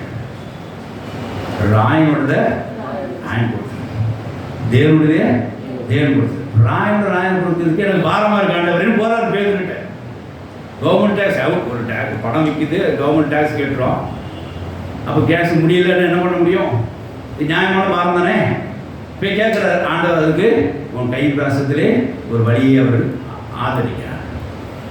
அவர் கொடுத்து ராயனுக்கும் தேவனுடைய தேவனுக்கும் செலுத்துகள் என்று ஏற்கனவே சொல்ல பிரகாரமாய் அங்கே ராயனுக்குரியதுக்கவும் இல்லை டேக்ஸ் அவர் செலுத்துறதுக்கு அவரோட ப்ரொஃபஷனலை பேரோட ப்ரொஃபஷனை ஆதரித்து அந்த காலை, அந்த நீர்மான காலை தள்ளாட வெட்டாமல் அந்த காரியத்தை கர்த்தர் செய்தார், சரி பண்ணி கொடுத்தார். ஹல்லேலூயா. உங்களுக்கு நியாயமான காரியங்கள், தேவைகள், பாரமான காரியங்கள் இருக்கலாம். நியாயமான தேவைகளே நமக்கு என்னமாக மாறிப்போம், பாரமாக மாறிட்டோம். என்ன எனக்கெல்லாம் அப்படிதான். சரி, நியாயமாக செய்யக்கூடிய காரியத்தை கூட நமக்கு பாரமாகவே நமக்கு இப்போ மாறிட்டு. பெட்ரோல் போடுறதுக்கு எனக்கு அவ்வளோ பாரமாக ஏன் இந்த வண்டி பெட்ரோல் போடுது அப்படின்னு யோசிப்பேன். ஒரு சன்லைட் ஒவ்வொன்றா நல்லா இருக்குமே, சோலாரில் என்ன முடியலாம், லைட்டு முடியலாம். கொஞ்ச நேரம் வண்டி வெளியே வச்சுட்டு போனால் வண்டி ஸ்டார்ட் ஆனால் எவ்வளோ சந்தோஷமாக இருக்கும் அப்படிலாம் யோசிப்பேன். அப்படி தான் யோசிச்சேன். தவிர அந்த பாரத்தை கூட பெட்ரோல் தான் இப்போ வாரம் நேரம் சொல்லி ஆண்டோட பிடிச்சதில்லை. அதனால தான் பெட்ரோல் அவங்க முடிச்சுட்டு இருக்கோம். தேவசம் சோத்திரம் உண்டா. கர்த்தர் மேலே உங்கள் பாரத்தை நீ வைக்கணும்னா நீ கண்டிப்பாக யார் மேலேயா பாரத்தை வச்சுக்குவீங்க? அவன் தன் பாரத்தை சுமப்பானே, வேறு யார் மேலே பாரத்தை செலுத்தாங்க. ஜபம் பண்ணுறதுக்கு பாரத் வேணால் ஒருத்தர் செலுத்திக்க. தவிர பெரிய பொருள் கொண்டு தலை வச்சு அந்த ஆள் எந்திக்க கூட பண்ணிடுறீங்க. அவனை எந்திக்க மாட்டான், நம்மளும் எந்திக்க மாட்டோம். எங்கள் அக்காட்ட கணவன் போது எனக்கு தெரிஞ்சது, ஐயோ பெரிய பாரத்தை அவள் சுமந்துருக்கேன், அவளும் நகர முடியல, நான் நகர முடியல அப்படின்னு சீக்கிரமாக அடைக்குன்னு சொல்லி எனக்கு ஒரு 2-3 நாளாக எனக்கு உத்தேசம் மனசுக்கு உண்டாயிட்டு. தேவன் சோத்திரம் உண்டாத நாம் தேவன் மேலே பாரத்தை வைக்கலாம், மற்ற யாரும் மேலே பாரத்தை வைத்து விடுவோம், அது பாவம். தேவன் மேலே நம்ம பாரத்தை வைக்கிறோம்னா மற்ற மேலே பாரத்தை வைத்து விடுவோம், அது பாவம். அது செய்யாதீர்கள். தேவன் மேல் பார்த்து வைங்க. அது நியாயமான பாரமாக இருந்ததுன்னா கர்த்தர் நிச்சயமாக ஆதரிப்பா உங்கள் காலையில் தள்ளாட மாட்டார். ஹல்லேலூயா. இது சத்தியம். ஹல்லேலூயா. வசனம் நிறைவேற முடியாது. எந்த பாரத்தையும் தேவனுக்கு ஒப்படைச்சிங்கன்னா உடனே தேவன் ஆதரிப்பார். கர்த்தர் அதிலே விடுதலை கொடுத்து உங்கள் காலை தள்ளாடாமல் பார்த்து கொள்வார். இப்போ முதல் காரியம் பார்த்தது நம்மளோட தேவை என்கிற நியாயமான தேவை என்கிற பாரத்தை சுமக்க முடியாது நாம் தேவனுக்கு அணுகினோம். கர்த்தர் அதை என்ன செய்ய ஆதரிக்கிறார். ஹல்லேலூயா. நம்மளோட பார்த்து சுமக்கிறார். அப்படி பேருக்கு ஒரு தேவை காணப்பட்டுச்சு, உலகால ஒரு தேவை காணப்பட்டது. உடனே அவர் ப்ரொஃபஷனல் ஆசிரியர் தேவை சந்திக்க முடியாது, அவனை ஆதரித்தார். அந்த நீதிமன்றத்தை தள்ளாட விடாமல் பார்த்து கொண்டார். ஹல்லேலூயா. கர்த்தருக்கு ஸ்தோத்திரம் உண்டாதாக. 2வது காரியம் லூக்கா 13ஆம் அதிகாரம் 7-8-9. இங்கே நீங்கள் சீர்திருத்தப்பட முடியாது, வசனத்துக்கு நேரம் தன்னை திருப்ப முடியாது, அதை நம்ம சரி பண்ண கொடுக்க முடியாது. ஒரு வாய்ப்பை கர்த்தர் நீங்க நீங்க கேட்டீங்க அப்படின்னா, இது ரொம்ப பாரமா இருக்கு ஆண்டவரே, இந்த பாவத்தை வந்து விடுதலை பெற முடியலையே, இது ரொம்ப சகனமான சூழ்நிலை இருக்கிறேன், இந்த கெட்டுறது என்ன விடுதலை பெற முடியலையே, இதுல ரொம்ப அடிமையா இருக்கிறேன், இதுல விடுதலை பெற முடியும், எனக்கு ஒரு வாய்ப்பை தாரு ஆண்டவரே என்று சொல்லி அந்த பாரமான கருத்தை தேவனை ஒப்படைச்சீங்கன்னா அது வசன நேரம் திருப்பற முடியாது. வசனத்துக்கு உட்பட நீங்க பாரமா இருக்கு நீங்க சொன்னதுனால கர்த்தர் ஆலயத்திலிருந்து உங்களுக்கு விடுதலை கொடுப்பார். ஆமென். ஹalleluya. வாசிக்கலாம். லூக்கா 13:7 வாசிங்க. அப்பொழுது அவர் தோட்டக்காரரை நோக்கி, 3 வருஷமாய் இந்த அத்திமரத்திலே கனியை தேடி வருகிறேன், ஒன்றையும் காணவில்லை, இதை வெட்டி போடு, இது நிலத்தையும் ஏன் கெடுக்கிறது என்றார். அதற்கு அவர், ஐயா, இது இந்த வருஷம் இருக்கட்டும், நான் இதை சுற்றி கொத்தி எரி போடுறேன். ஐயா, இந்த வருஷம் இருக்கட்டும், நான் அதை சுத்தி என்ன செய்றேன்? கொத்தி எரி போடுறேன். சரி, அணி கொடுத்தா கொடுக்கட்டாலும் சரி, அப்புறம் அதை பார்த்துக்கலாம் அப்படின்னா இது கர்த்தர் ஒத்துக்கிறார். இந்த வாய்ப்பை கேட்ட உடனே கர்த்தர் அதை என்ன செய்றார்? ஆதரிக்கிறார். இன்னும் ஒரு வருஷம் அது இருக்கட்டும். நம்ம தேவனிடத்துல சில வாய்ப்பை கேட்குறோம், ஆண்டவரே இன்னொரு ஜாப் கேட்ட வாய்ப்பு கொடுன்னு கேட்குறோம். அதுக்கு நீ மனம் இருக்கணும், அதுக்கு நீ ஆயத்தமாகணும். வசந்த் உட்பட அது வரணும். வசந்த் கூட இருந்தால் நீ மனம் திரும்புகிற மாதிரி எதுவாக இருந்தால் கர்த்தர் ஆதரிப்பா. இதுதான் சொல்ல வரோம். 6ஆம் வசனம் வாசிங்க. மனம் அண்டி. அப்பொழுது அவர் ஒரு ஓமையை சொன்னார். 5ஆவது வாசிங்க. 5ஆவது, அதாவது அந்த சோறு உறிஞ்சி போச்சு, அது அவர் ரத்தம் கலந்துட்டான், அதனால பாவம் செய்ய நினைக்காதீங்க. சோறு உறிஞ்சி நிறைய பேர் இறந்து போனது இருக்கு. சோறு மாதிரி தப்பு கிடையாது. மனம் திரும்ப போனால் உங்களுக்கும் அப்படிதான் சொல்லிட்டு இந்த ஓமையை சொல்றார். ஆனாலும் மனம் திரும்ப தாமதிக்கிறதுக்கு நீங்க டைம் எடுத்துக்கிட்டீங்கன்னா அது திரும்ப டைம்னா அதை ஆதரிக்கிறேங்கிறார். மனம் திரும்ப, அதாவது நீங்கள் வந்து மனம் திரும்ப தாமிக்கக்கூடாது. ஆனாலும் இவங்க மனம் திரும்ப வரைக்கும் நான் காத்து கொடுக்குறேன், அழிக்க வேண்டாம்னு சொல்லி ஒருத்தர் பரிந்துரைக்கிற ஒரு வாய்ப்பு, ஒரு பாரத்தை அவர் கேட்டார் அப்படின்னா கர்த்தர் ஆதரிக்கிறார். எப்படியும் அவருக்கு தேவன் மனம் திரும்ப வேண்டுங்கிறதா அவருடைய வசனம். ஹalleluya. வாசிக்கலாம். மனம் திரும்ப விட்டா போனால் எல்லாரும் அப்படியே கெட்டு போயிடும். அப்ப எல்லாரும் கெட்டு போறது தேவனுடைய சித்தம் கிடையாது. எல்லாரும் சத்தியத்தை அடையவும் எல்லோரும் ரட்சிக்கப்படுவதும் தான் தேவனுடைய சித்தம். இந்த வசனம் நிறைவேறதுக்கு நீ ஒரு வருஷம் என்ன காத்திருந்தேயானால் அதை அவனை ஆதரிக்கிறேன்ற. அந்த ஊழியக்காரனுக்கு எவ்வளவு மனம், அந்த மனத்தை அக்செப்ட் பண்ண தேவனுக்கு எவ்வளவு பெரிய மனம். ஹalleluya. அது அழகான உண்மை சொன்னான். அன்று ஐயா ஒரு வருஷம் இருக்கட்டும், இதில் கொத்தி எரி போடுங்க, அப்புறம் வேணா நீங்க பார்த்துக்கங்கய்யா, நியாயத்துக்கு கொடுங்கய்யா அப்படின்னு. எல்லா ஆத்மாக்களுக்கு நீங்க என்ன செய்ய, ஒரு மனப்பாரம் வேணும். எங்கள் அக்கா அடிக்கடி சொல்லுவாள், கோதம பெரிய அக்கா, இப்போ கோதம தூரம் காலையில் ஃபாஸ்டிங் எடுக்கிறேன் அப்படின்னு சொல்லுவாள். எதுக்குமா? நீ ரசிக்கப்படுது, நான் ரசிக்கப்பட நீ சாப்பிட இல்லைப்பா, எனக்கு ஒரு மனபாரமாக இருக்கேன். இந்த மனபாரத்தை நான் உபவாசோடு தேவனை ஒப்படைப்பேன். இது அத்தானுக்கு தெரியாதுப்பா. இன்னும் எவ்வளோ வாரங்கள் சொன்னான். நான் ஞானஸ்தானம் எப்போ எடுத்து கேள்விப்பட்டனோ அன்றைக்கி அந்த ஃபாஸ்டிங் விட்டுட்டேன். ஹalleluya. 7 வருஷம் சோத்திரம் இல்லாத அந்த மாதிரி நிறைய பேருக்கு அவர் ஃபாஸ்டிங் போட்டு ஜெயிச்சிருக்கிறேன். நான் வெள்ளிக்கிழமை ஜெபம்னா கர்த்தர் எனக்கு உணர்த்தது தான். உனக்கு மனம் பாரத்தை இருந்தால் நான் ஒப்படைச்சிரு, நான் ஆதரிப்பேன். உனக்கு என்ன மனம் பாரம் இருக்குது? ஒரு ஆத்துமாக்கா என்னைக்கா ஃபாஸ்டிங் இருக்கியா அப்படின்னு கேட்டேன். நான் ஒரு 15 பேர் சொல்லி நாங்கள் ஜெபிக்கிறோம். அந்த 15 பேருக்காக ஒவ்வொரு நாள் கொண்டு அதை செய். ரொம்ப நெருக்கமான ஆளாக இருந்தானா அவங்களுக்காக ஃபாஸ்டிங் இருந்து ஜெபம் பண்ணிப்பார். அந்த மனபாரத்தை நான் வாங்கி அதை ஆதரிக்கிறேன். ஐயா ஒரு வருஷம் இருக்கட்டும், அவனை அடிச்சு கூடாதீங்க, நான் ஃபாஸ்டிங் எடுக்கிறேன், இந்த என் மனபாரமாக இருக்குது அப்படின்னு நினச்சி அவங்கள என்ன செய்யணும், ஒப்படைக்க வேண்டும். சிஸ்டர் இவராக சொன்ன சாட்சி எனக்கு ஞாபகம். அந்த 4 பேரை திபுராவுக்கு 4 பேர் கொண்டு போய் தான் தேவன் ரசிக்க முடியாது கொண்டு போனார். அந்த 4 பேர் அந்த பாரத்தை சுமந்தார்கள். ஹalleluya. அந்த திபுராவுக்கு எத்தனை பேர் சுமந்தார்கள்? அந்த பாரம் நியாயமான காரணமா இல்லை நேரம் ஒன்று தூக்கி போனாங்களா? நியாயமான பாரம். யார்கிட்ட கொண்டு ஒப்படைச்சாங்க? தேவன்கிட்ட ஒப்படைச்சாங்க. ஆதரித்தாரா இல்லையா? அவ்வளோ கூட்டத்து மத்தியில் அவங்க மட்டும் எதுக்கு சேமம் செஞ்சா?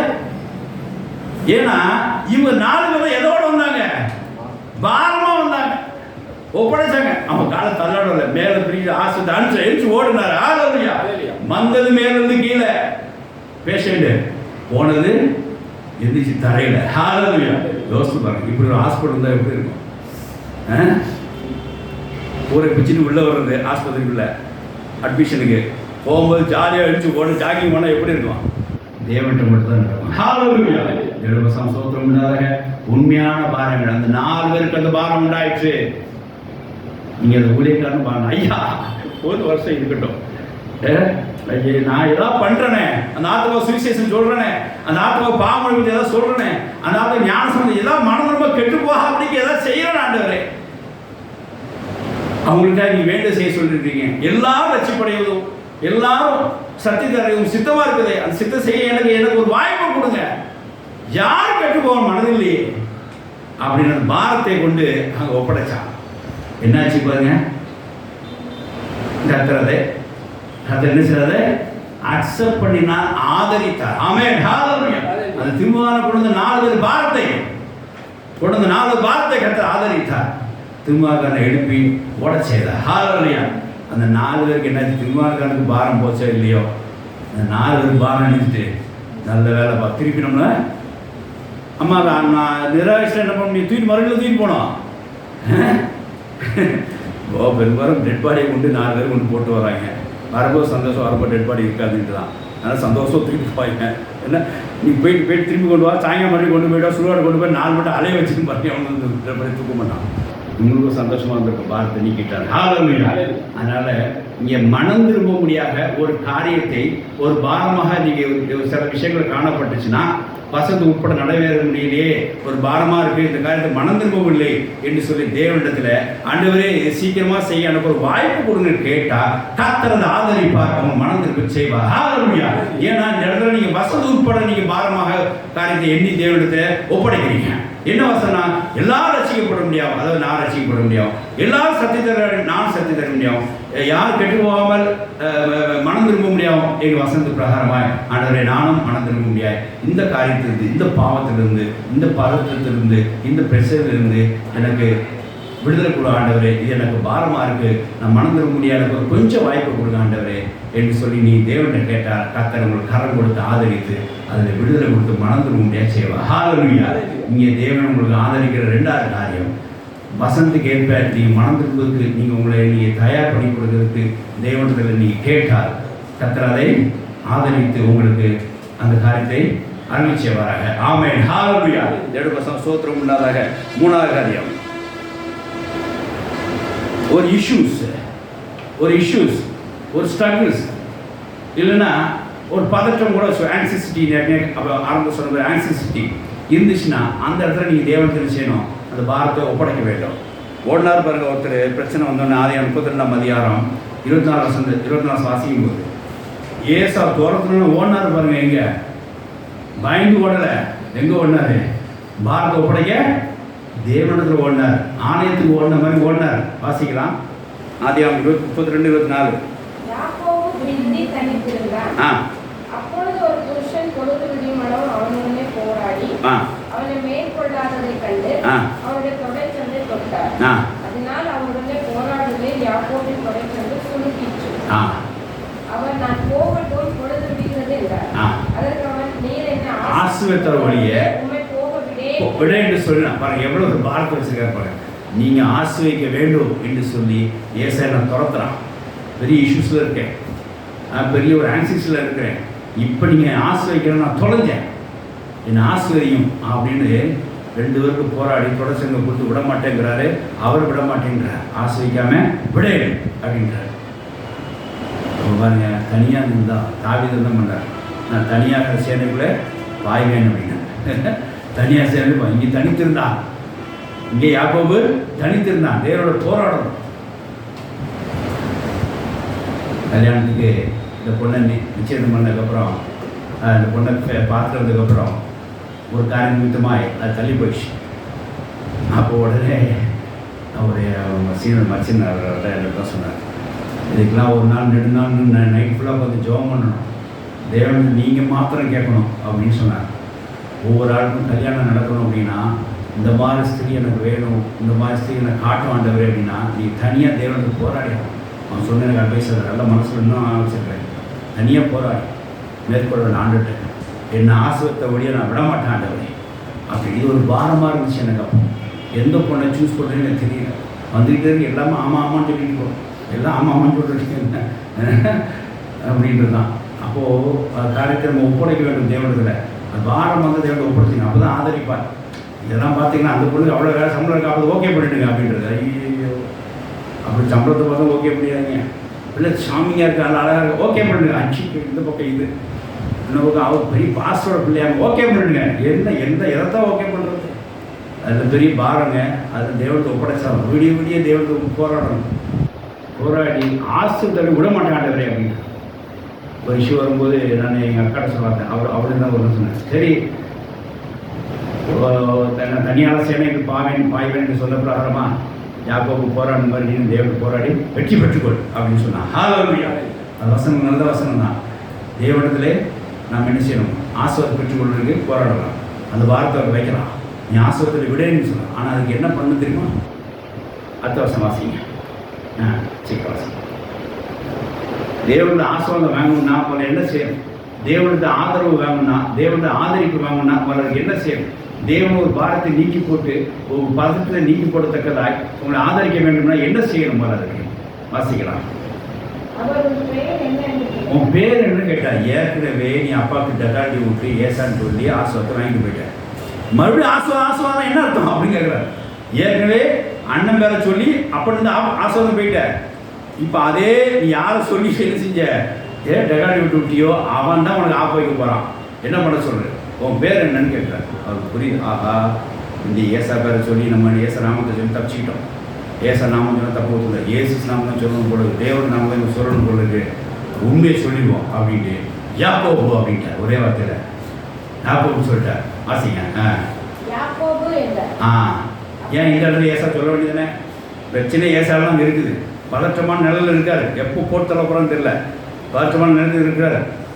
இக்கரை அந்த ஃபேமிலி அங்கே வச்சு இக்கரை ஜோம் பண்ணுறாரு. என்ன பண்ணுறதுன்னு தெரியல. மாட்டினது இவர் தான், இந்த தேவதூர் தான். பிடிச்சிக்கிட்டாரு. ஆசீர்வாதத்தை அப்படி விட மாட்டேன் அப்படின்றாரு. எனக்கு ஒரு சேவம் செஞ்சாகணும் அப்படின்றாரு. உனக்கு என்ன வாயில் வரதான் பொய், உனக்கு ஏன் செய்யணும்? ஏற்கனவே சொல்லி கூட ஏமாற்றிட்டு போயிட்டேன், மறுபடியும் என்ன ஏமாத்த பார்க்குறியா? உன் அப்பனை ஏமாத்துற மாதிரி அப்படின்னு சொல்கிறாரு. இல்லை, என் பேர் யாக்கோ அப்படின்றாரு. ஹல்லேலூயா. அடுத்த வாசிக்கிறேன்.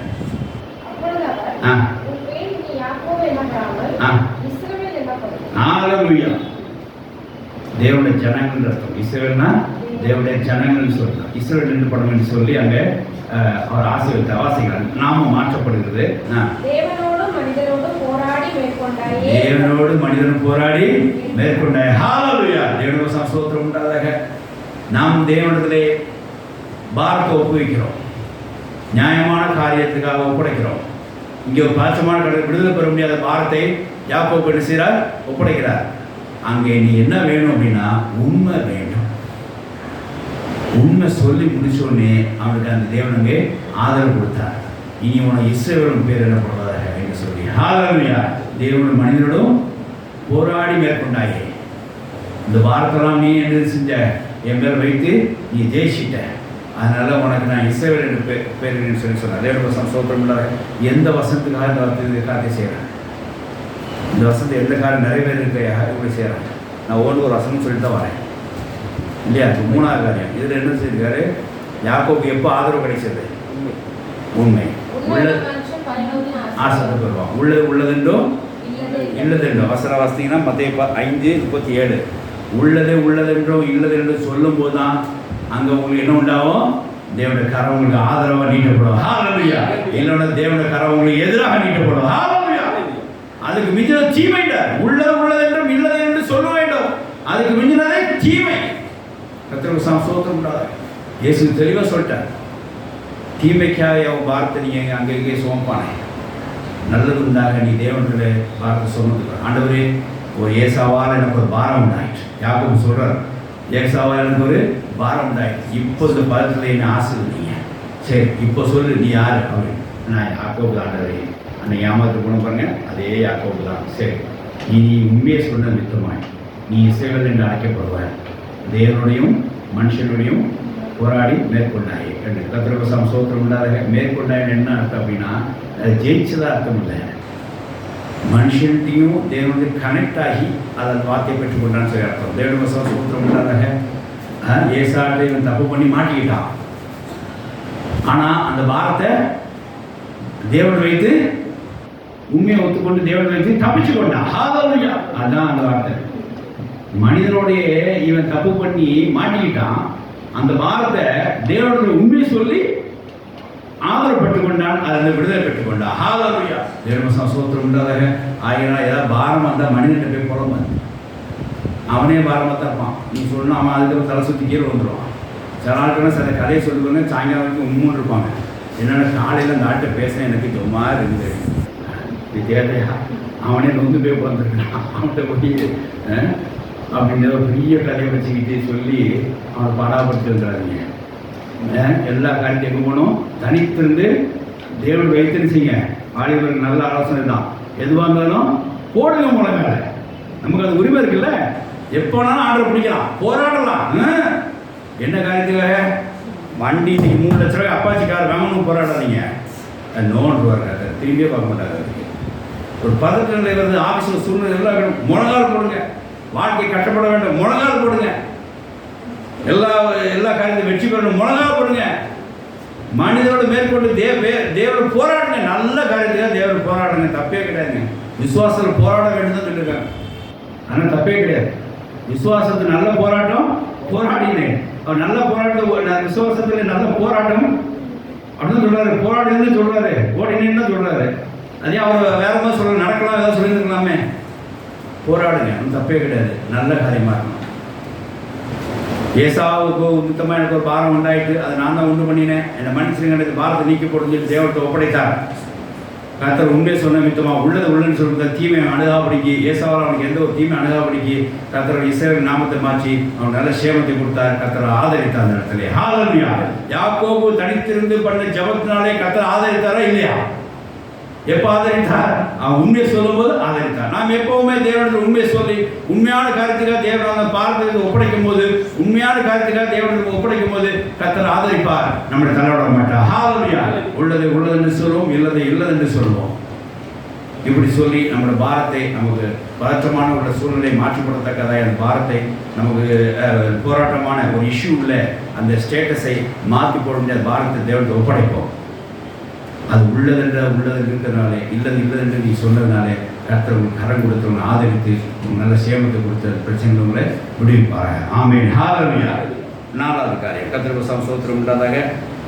தேவசித்த பிரகாரம் நீங்கள் எந்த ஒரு பாரமும் தேவத்தை கேட்டீங்கன்னா கர்த்தர் அந்த பாரத்தை நீக்கி போடுவார், உங்களை ஆதரிப்பார். தேவ சித்த பிரகாரம் இருக்கணும். உங்கள் சித்தம் இருக்கக்கூடாது, சுய சித்தம் இருக்கக்கூடாது, தேவ சித்தம் இருக்கணும். கர்த்தருக்கு ஸ்தோத்திரம் உண்டாதாக. மத்தேயு 8ஆம் அதிகாரம் 2-3 வாசிக்கலாம். அவன் தன் குஷ்டோகி நீக்கப்பட முடியாது தேவனை கேட்டான். கேட்கும்போது, ஆண்டவரே நீ எல்லாத்தையும் செய்ய வல்லவராமே, எல்லா நோயும் குணமாக்கிறாமே, கண்களை திறந்து விடுகிறாமே,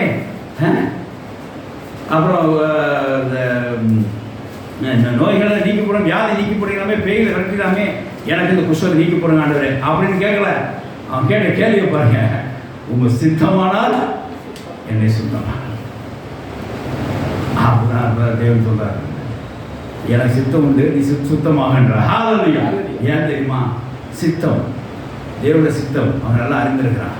எல்லாரும் ரட்சிக்கப்படுவது தேவ சித்தம், எல்லாம் சுத்தமாக வேண்டிய தேவ சித்தம், எல்லாம் பரிசுத்தமாகுவதே.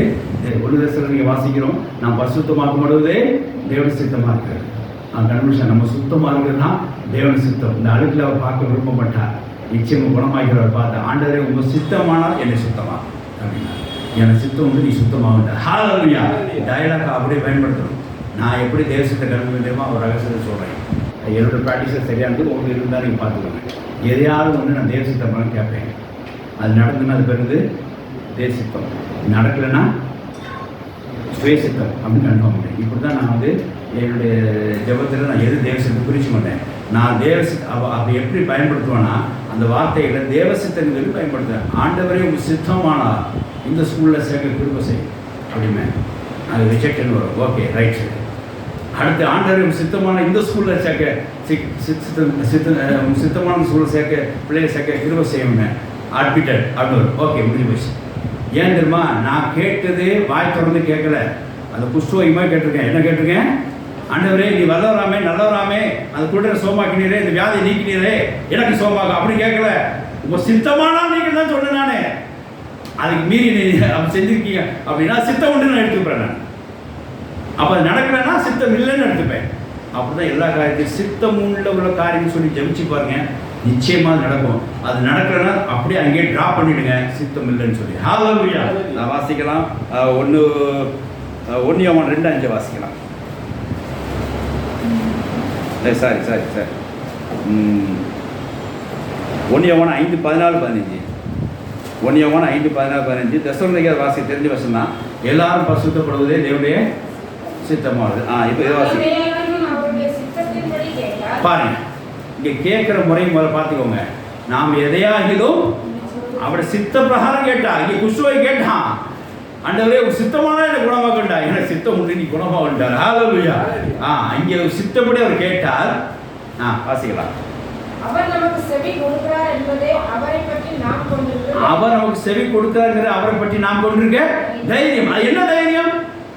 என்ன தைரியங்க? என்ன போல்டு? கர்த்தர் நம்மளை ஆதரிப்பார்ங்கிறதா. ஹalleluya. அவர் சித்தப்படி நம்ம ஏதாவது கேட்ட கர்த்தர் நம்மளை என்ன செய்வார்? ஆதரிப்பா. இயேசு ஜெபம் அதான் கேட்டார், பிதாவே சித்தமான அந்த பாத்திரம் எங்கே விடும், ஆனால் என்னோட சித்தப்படி அல்ல உங்களோட சித்தம் ஆக்கணும்னு சொல்லி தேவ சித்த நேரம் உடனே தேவ சித்த பிரகாரம் ஆட்சிங்கிறது தான் பரலோக தூதன் கீழே அவர் பலப்படுத்தினான். தேவனுடைய பசங்க சோத்திர சித்தப்படி தேவனுடைய சித்தப்படி கேட்டால் அவர் நமக்கு செவி கொடுப்பாருங்கிறது அவர் கொண்டு நாம் கொண்டிருக்கிற தைரியம். என்ன தைரியம்னா அவனை ஆதரிப்பார் என்றதான். அந்த வேலையை உங்கள் சித்தமானால் என்னை இப்படி செய்யும், இந்த வேலையிலேயே உங்கள் சித்தமானால் இவனை செய்யும் அப்படின்றதான். கர்த்தர் பசங்க சோத்திரமுள்ள சித்தமானால்ங்கிற வார்த்தையை அடிக்கடி பயன்படுத்திங்க ஜெபத்தில். நீங்கள் எது தேவ சித்தம் எது தேவ சித்தம் இல்லைங்கிறத கண்டுபிடிச்சிக்கலாம். ரிசல்ட் வந்துச்சுன்னா தேவ சித்தம், ரிசல்ட் நோ இருந்துச்சுன்னா சூப்பர், நம்ம கேட்டது தேவ சித்தம் இல்லைன்றது. ஆமாம், அப்பா சுய சித்தமோ என்ன சித்தமோ தேவ சித்தம் இல்லை, மேட்ரு ஓவர், அவ்வளோதான். கர்த்தர் பசங்க சோத்திரம் இல்லாதாங்க. அப்போ அதில் பாருங்கள், இங்கே எனக்கு அந்த புஸ்தகம் ரொம்ப ஞானமாக கேட்டிருக்காங்க பாருங்கள். ஓப்பனாக கேட்க வேண்டிய புஸ்தகம் எல்லாம் நோயினா சோமாக்க என்ன சோமாக்காண்டவரே அப்படின்னு கேட்கல. சித்தமானால் என்ன சித்தமா என்ன சுத்தமாக பண்ணார் அவர் தான் சொல்கிறார். அவரை எல்லாரும் சுத்தப்படுத்துறதே தேவனுடைய சித்தமாக இருக்குது. ஹalleluya. இயேசு எல்லாரும் சுத்தப்படுறது. சுத்தம் இருதயம் உள்ளவன் தேவனை தரிசிப்பான். ரைட்டா? அப்போ சுத்தம் இருதயம் தான் அவர் அங்கேயும் அணைஞ்சிட்டு இருக்கிறார். அந்த காலத்தில் எல்லாரும் பரிசுத்தமாக்கும் பொழுது தேவனுடைய சித்தமாக இருக்கிறது. அப்போ எல்லாம் சுத்தம் பரிசுத்தம் எல்லாமே அவருக்கு அது பிடிச்சிருக்கு.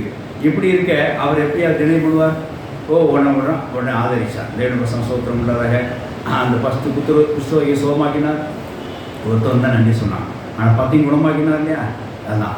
அப்போ சுத்தமாக்குறது அவரே எண்ணமாக இருக்கிறது. சுத்தமாக்குறது தேவனுடைய எண்ணமாக இருக்கிறது. அந்த எண்ணம் நிறைவேறும்படியாக அவன் க்ளீனாக கேட்டான், அவன் சுத்தமானால் அவன் ஏன் சுத்தப்படுத்துறதே என்னன்னாயா நீ சுத்தமாக என்று சொன்னார். அவன் சுத்தமானான். ஹalleluya. கர்த்தர் பசங்க சோத்திரமுண்டாக 1 தீமோத்தேயு 2:5 பார்க்கும்போது அப்படி எல்லா ரட்சிக்கப்படுவது எல்லா சத்தியத்தார்களும் தேவனுடைய சித்தமாக இருக்கிற முடியாது. அவருடைய சித்தம் அந்த சித்தம் நிறைவேற முடியாது. நம்ம ஜெபம் பண்ண வேண்டும். எல்லோரும் அங்கே சுத்தமாக வேண்டும். எல்லாரும் பாவமளிப்பு பெற்றுக்கொள்ள வேண்டும். நம்ம கூட உள்ளவங்க பலர்ந்தவங்க வீட்டில் உள்ளவங்க நம்ம சுத்தமான எல்லாரும் சுத்தமாக முடியாது. நம்ம என்ன செய்யணும்? ஒரு பாரம் நமக்கு இருக்க வேண்டும்.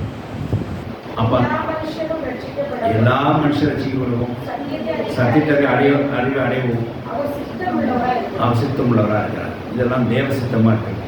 இந்த சித்தத்தெல்லாம் சொல்லி ஜெபம் பண்ணுங்க. ஆண்டவரே இந்த ஆள் சுத்தமாக வேண்டும்.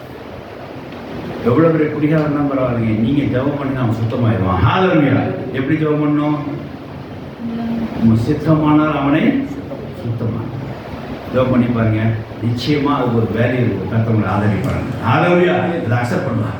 இங்கே அந்த புஸ்தகை கேட்டால் கர்த்தரை ஆதரித்தார், அவன் சுத்தமானான். ஹalleluya. அப்படிதான் எதையாயிரம் அவர் சித்தப்படி கேட்டால் அவர் நமக்கு நமக்கு செவி கொடுப்பாருங்கிறது அவர் கொண்டு நமக்கு கொண்டிருக்கிற பற்றி கொண்டிருக்கிற தைரியம். அது என்னன்னா நம்ம எப்படி ஆதரிப்பார், எப்போ ஆதரிப்பார்? அவர் சித்தப்படான்னு கேட்கும் போது. ஹalleluya. அவர் சித்தம் அறிந்து கேளுங்க. தேவனுடைய சித்தம் என்னன்னு வேதவாசத்தை எடுத்துக்கொள்ளுங்க. சித்தம் அறிந்து கேளுங்க. நிச்சயமாக உங்களை ஆதரிப்பா, உங்கள் காலை தள்ளாட மாட்டார். அந்த வார்த்தை நீக்கி போடுவார். ஆமென். ஹalleluya. கர்த்தருக்கு சோத்திரம் உண்டாதாக. 5வது காரியம், தேவனுடைய நினைவில் அறிந்து கேளுங்க. சித்தம்ன்றது கர்த்தர் நம்மளை குறித்து உள்ள காரியங்கள். தேவனுடைய நினைவுகள் அப்படின்னா பூலோகத்திலே தேவன் இதெல்லாம் செய்ய வேண்டும் சொல்லி ஒரு திட்டம் வைத்திருக்கிறார். இன்னொரு நினைவுகள் என்னோட நினைவுகள் அல்ல அப்படின்னா அவருக்கு ஒரு நினைவுகள் இருக்குது, அவருக்கு ஒரு தாட்ஸ் இருக்கு. அந்த தாட்ஸ் அறிஞ்சு என்ன செய்வீங்க? ஜெபம் பண்ண வேண்டும். அப்படின்னா அந்த தாட்ஸ் நிறைவேறதுக்கு கர்த்தர் உங்களை என்ன செய்வார்? அதை ஆதரிப்பார். இது ஒரு பெரிய ரகசியம்தான். தேவனுடைய வெளிப்பாடு இருக்கு. அவர் தாட்ஸ் நம்ம வெளிப்படுத்தியிருக்கிறார். தேவனை பற்றி நமக்கு ஒரு வெளிப்பாடு நமக்கு உண்டு. அவர் தாட்ஸ் நம்ம வெளிப்படுத்தியிருப்பார். அந்த வெளிப்பாடு உள்ள காரியங்களுக்கு நம்ம சில பாரங்கள் இருந்துக்கலாம். இந்த பாரத்தை ஆண்டவர்கிட்ட நம்மகிட்ட ஒப்படைக்க வேண்டும். ஒப்படைக்கும் போது கர்த்தர் பாப்பார், ஒரு வெளிப்படுத்த நிறைவேறக்காக ஜெபம் பண்ணுறான் பொழுது என்னோடய தாட்ஸ் நிறைவேறக்காக இவன் நம்மளோட பாரத்தை ஒப்படைக்கிறான். இது நியாயமான காரியமே அப்படின்னா அவன் தப்பு பண்ணாலும் கூட கர்த்தர் என்ன செய்வானே ஆதரித்து மறுபடியும் இந்த வெளிப்பாட்டுக்குள்ளே அழைத்து வந்துடுவார். அவருடைய நினைவுக்குள்ளே அழைத்து வந்துடுவார். அவருடைய தாட்ஸ்க்குள்ளே அழைத்துட்டு வருவார். தேவனுடைய சோத்திரம் உண்டாக. மத்தேயு 16:13 வாசிக்கலாம். மத்தேயு 16:13 வாசிக்கலாம்.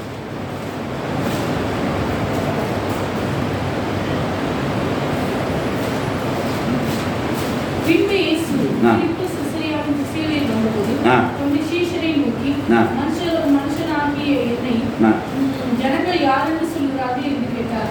அதற்கு அவர், சிலர் உன்னை யோவான் என்றும், சிலர் எலியா என்றும், வேறு சிலர் எரேமியா என்றும், தீர்க்கதரிசி ஒருவர் என்றும் சொல்கிறார்கள் என்றார். தேவனுடைய சோத்திரம் உண்டாதாக.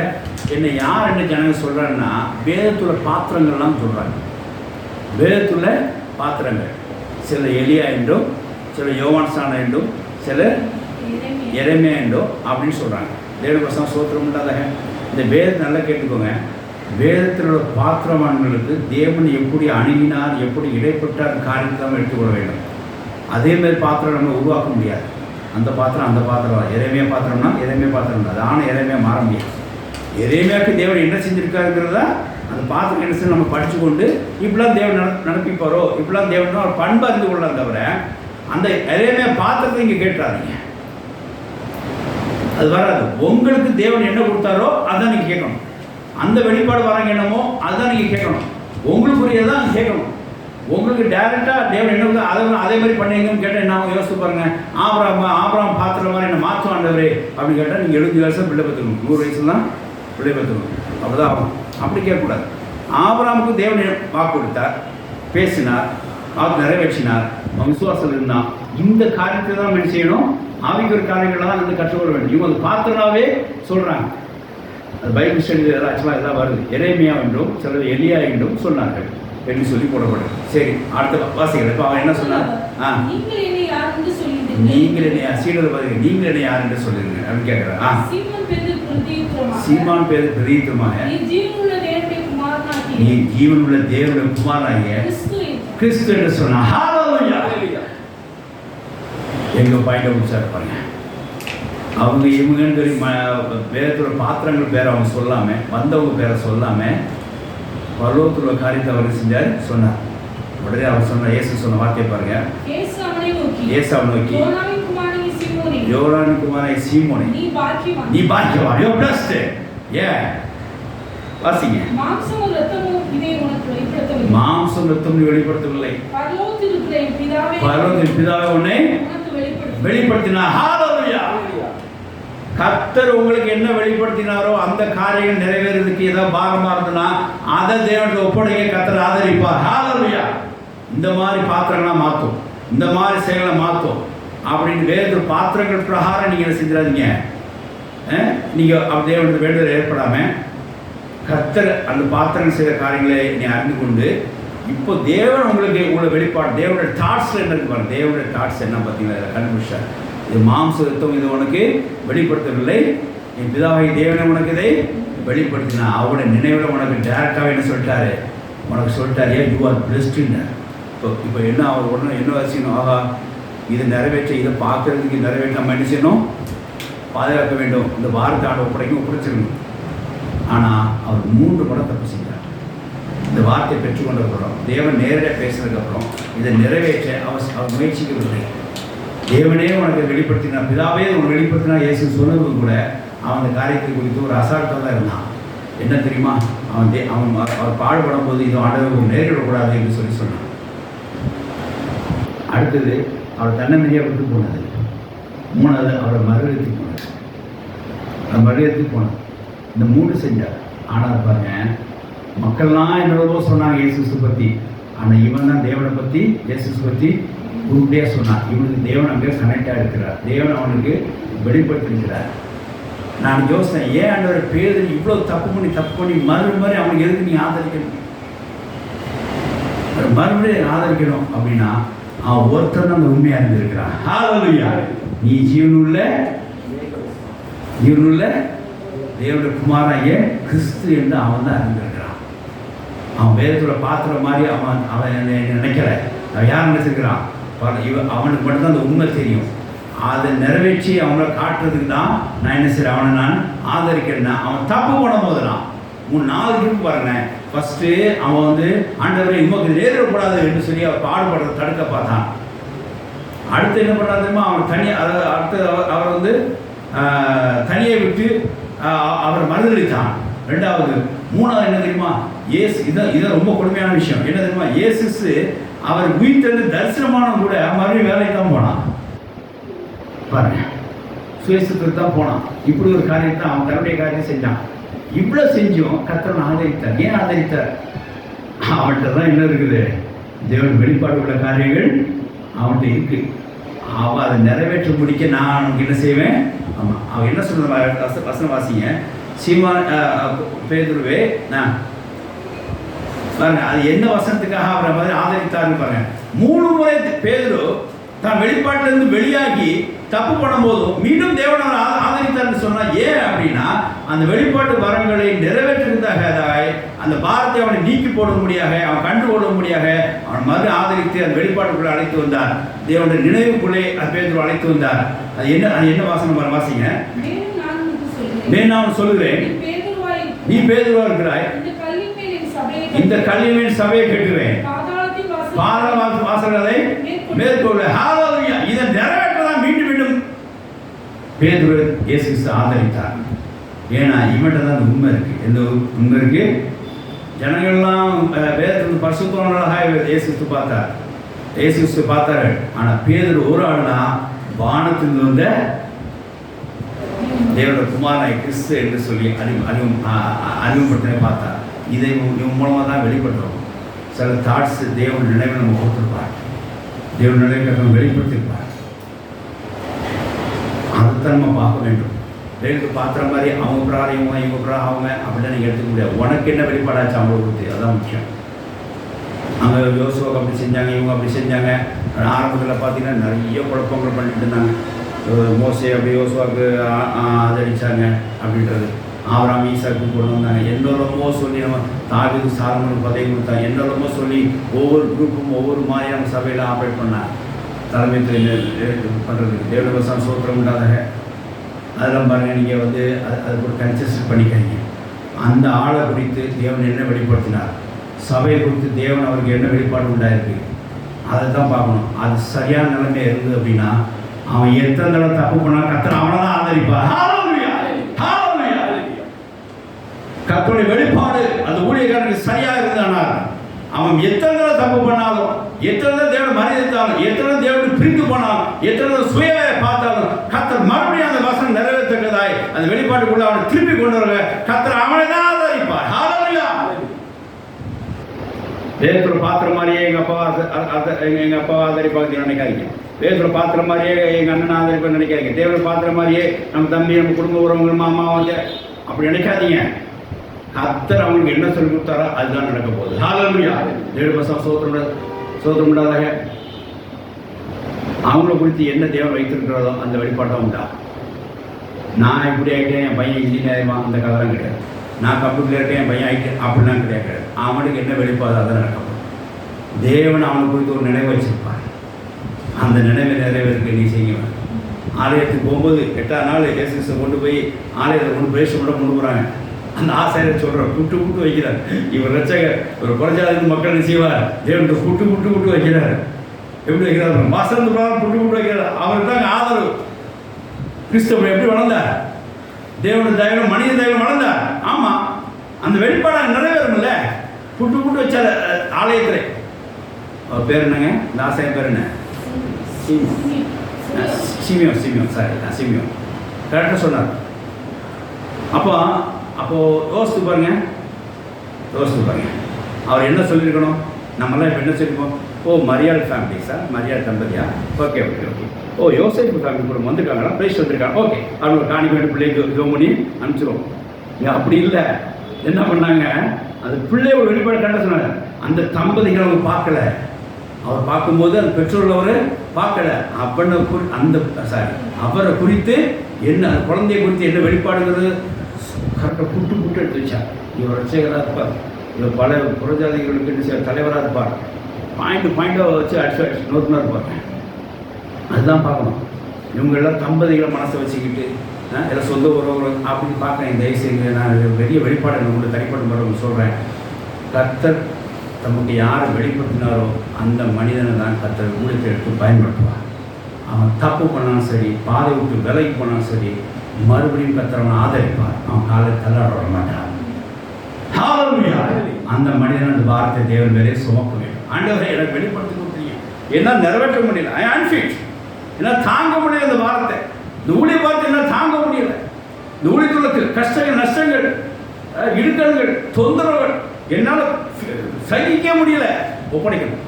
அப்போ பாப்பா என்னடா என்னை பற்றி இவ்வளோ உண்மை அறிஞ்சு இவ்வளோ போராடுறானே, சரி அவன் வார்த்தை எனக்கு இறக்கி வச்சுட்டான், வரேன், ஆதரிக்கிறேன், உன் காலை நான் தள்ளவிட மாட்டேன். ஹalleluya. கர்த்தருக்கு ஸ்தோத்திரம் உண்டாக. கர்த்தர் நிச்சயம் ஆதரிப்பார். அந்தியோக சபையில் உண்மையும் உத்தமமாய் அப்போஸ்தலர் பவுல் ஸ்தாபித்தார். அந்த உண்மையோடு சென்று கலந்து உத்தம ஊழியக்காரன் மாதிரி அவர் சென்றார். தலைமைக்கு போகும்போது தலைமையிலிருந்து கைவிடுக்கப்பட்டது. ஹalleluya. பேதுருவும் கேபாவும், அதாவது கேபாவும் யோவானும் கை கொடுத்தார்கள். எருசலேமோடு இணைக்கப்பட்டான். அந்தியோ சபையில் உண்மையாகவே உத்தமமான ஊழியத்தை செய்தார். அப்போஸ்தலர் பவுல் அவன் ஆதரவு பெற்றுக்கொண்டான். தேவன் தலைமையோடு இணைக்கப்பட்டான், ஆதரவு பெற்றுக்கொண்டான். தேவன் பாசம் சோத்திரம்ல இப்போது ஊழியத்தான் உண்மை உத்தமாக செய்து கொண்டிருக்கிறோம். கர்த்தர் நிச்சயமாக ஆதரிப்பார். பயப்படாங்க. தேவன் வெளிப்படுத்துகிற பிரகாரம் நீங்கள் இருக்கும்போது அது உங்களுக்கு சில காரியங்கள் பாரமாக காணப்பட்டுனா, பாரமாக சில காணப்பட்டதுன்னா சில வழிவுக்கு விலகி போயிருந்தாலும், நீ தேவனுக்கு மறுபடியும் வார்த்தை ஒப்படைக்கும் போது நீ வழி விலகினாலும், பேருக்கு 3 தடவை வழி விலகினா கூட அவனை மறுபடியும் அந்த வெளிப்பாட்டுக்குள்ளே ஆதரித்து அழைத்து வந்தார். அப்படியே நம் ஊழிய பாதையை தொடர்ந்து நிலைநிறுத்த செய்ய அந்த வெளிப்பாட்டுக்குள்ள வர கர்த்தர் ஆதரிப்பார, கர்த்தர் ஊழியத்தையும் ஆசைப்பார். ஆமென். ஹalleluya.